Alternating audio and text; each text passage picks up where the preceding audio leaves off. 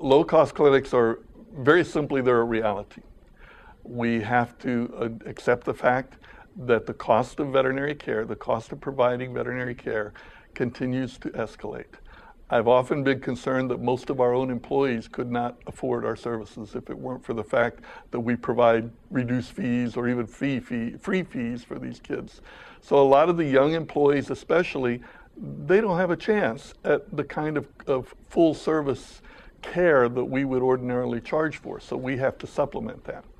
So what about the people who don't work for us? Okay, they're going to have to find sources because they want that care.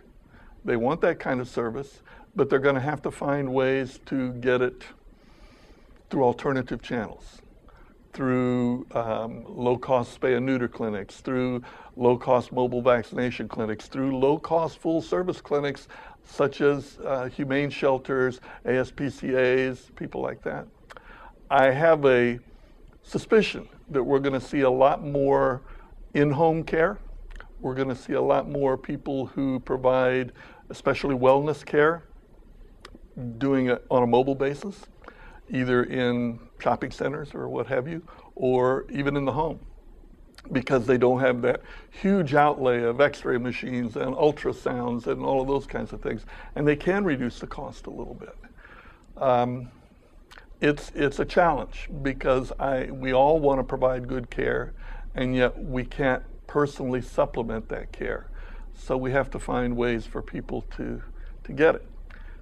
Do we cooperate or compete? I don't think we can compete. I don't think we can compete with a Walmart or a Walgreens or a Target or any of these mega box stores who decide that they want to get into the veterinary care arena. They can just flat out spend us.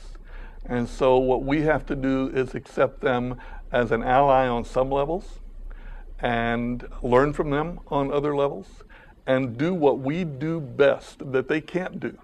And that's to develop that relationship with pet owners, to develop that trust and confidence. You know, we know pet owners want a relationship. Of course they want care, of course, but they expect that. You know, and meeting their expectations is not enough because expectations don't fulfill their wishes. What we have to do is say, okay, what can we do above those expectations?